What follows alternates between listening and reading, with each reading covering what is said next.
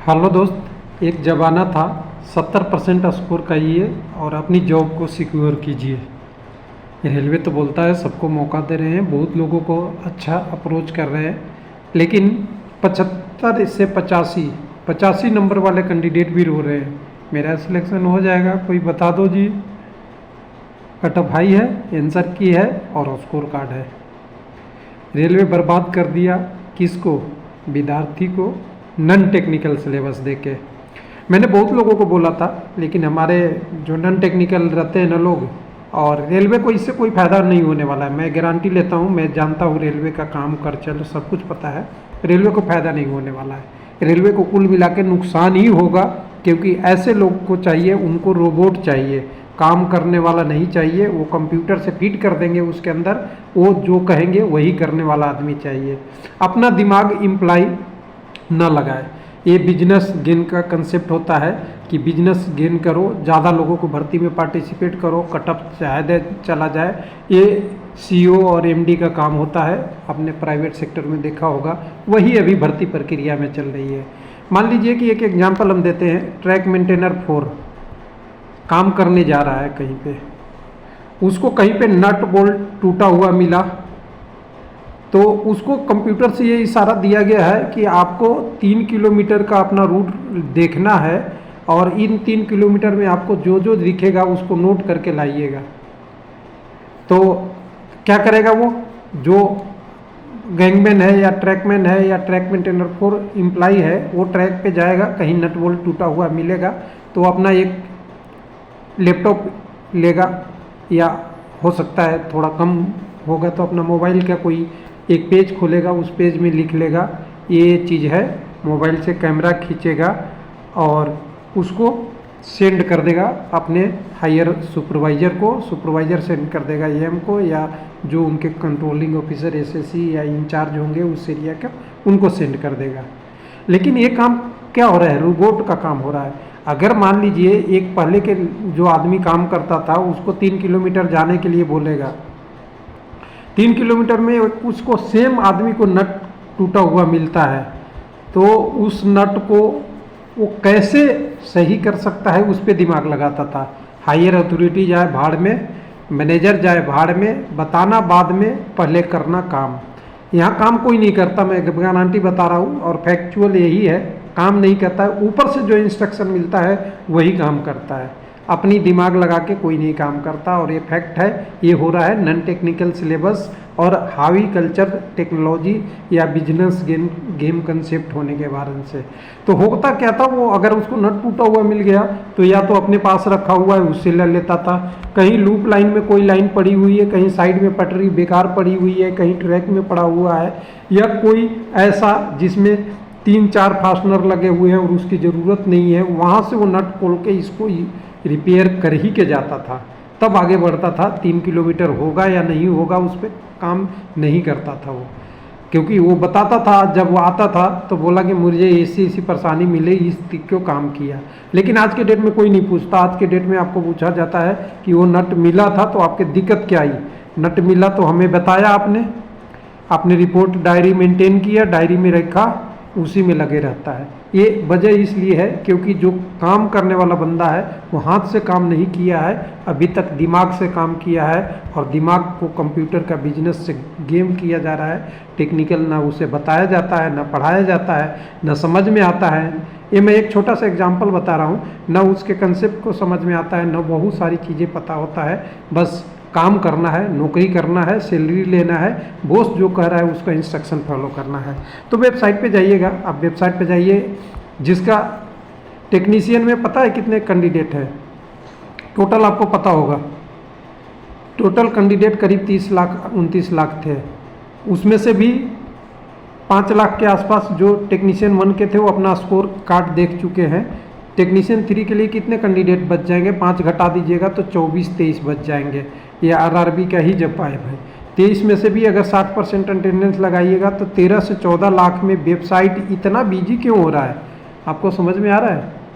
हाँ, हमें समझ में आ रहा है, क्योंकि एक विद्यार्थी अपना स्कोर कार्ड देख के ये समझ रहा है कि मेरा 85 नंबर है तो मैं सेफ हूँ या नहीं हूँ।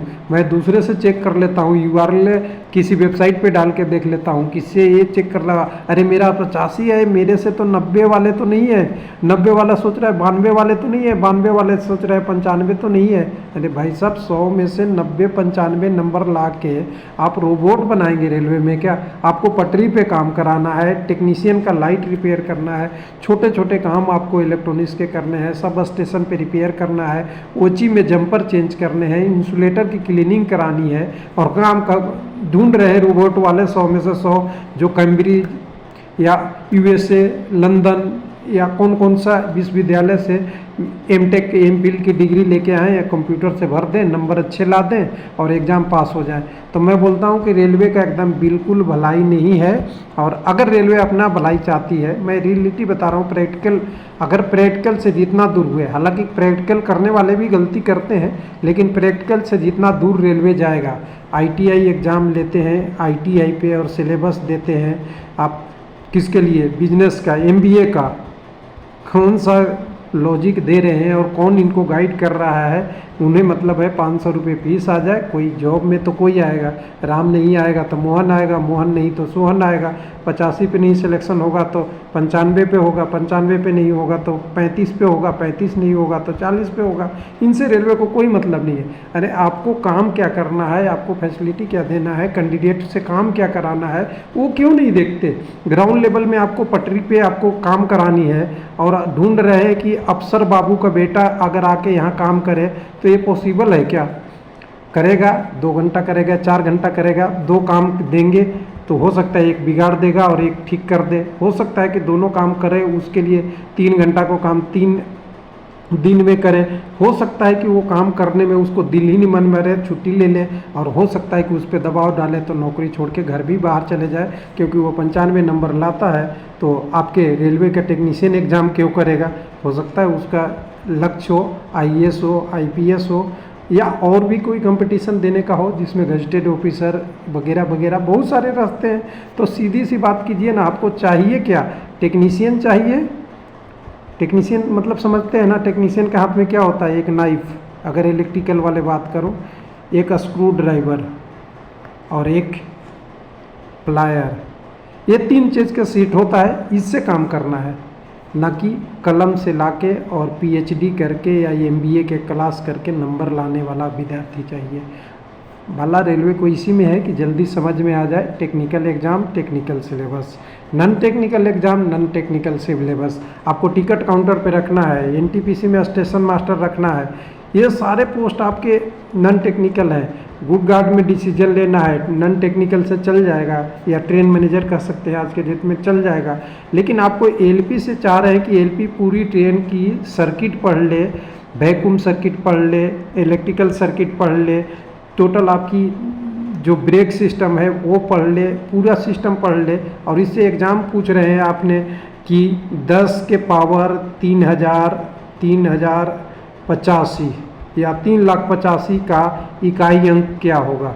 तो ये एक महीने तक तो ठीक है कि वो लॉजिक ढूंढता है या नहीं ढूंढता है, ये क्वेश्चन तो कर दे, लेकिन आपने सारी क्वेश्चन यही पूछ लिया तो ये सर्किट वाला थ्योरी जो आपका ट्रेड थ्योरी होता है, जिसमें इलेक्ट्रॉन कंपोनेंट्स जितने भी इंडक्टिव पैसिव सर्किट का डायग्राम, जिसमें PWM जनरेटर जो आपका सिग्नल जनरेट करता है, जो आपका सिग्नल कैसे काम करता है, थर्मोडाइनेमिक्स कैसे काम करता है, ये सब कौन देखेगा भाई साहब? आपको पार्ट बी दिए, पार्ट बी भी दिए तो वो क्वालिफाई दिए। तो आप रेलवे को डुबाने के लिए, प्राइवेट को बेचने के लिए कंसेप्ट तो बना रहे हैं और लोग खुश भी हो रहे हैं, मुझे नॉन टेक्निकल एग्ज़ाम का सिलेबस देने के लिए मिल रहा है। तो एक दिन रेलवे भी डूबेगा, ना ये जॉब रहेगा, ना आपको सोचने के मौका मिलेगा कि रेलवे में जॉब करूं। तो इसलिए अभी से विद्यार्थी, देश के सजग नागरिक, जितने भी लोग हैं, जितने भी टीचर लोग हैं, जितने भी समझदार लोग हैं, सावधान हो जाइए। जो पोस्ट उसका सिलेबस, ये कंसेप्ट बना हुआ है, technical exam technical syllabus, non technical exam non technical syllabus. Non technical exam में टेक्निकल क्वेश्चन पूछेंगे तो फिर वो जवाब कर देगा और वो काम कैसे कर पाएगा।